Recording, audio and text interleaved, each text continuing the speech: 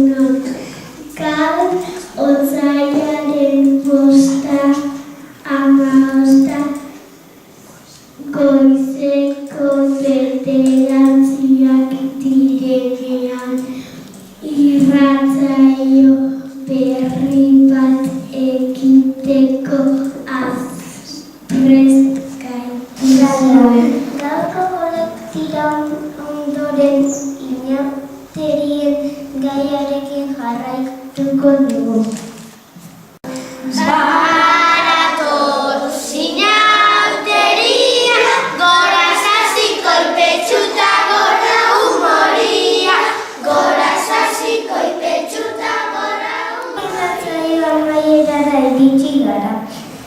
Zuekin ni Elaia Tagliani izan gaituzu.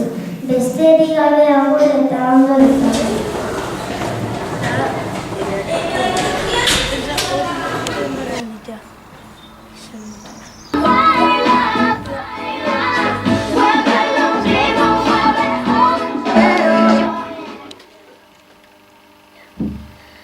Euskal Herrian bizi izandakoak albiste hauek.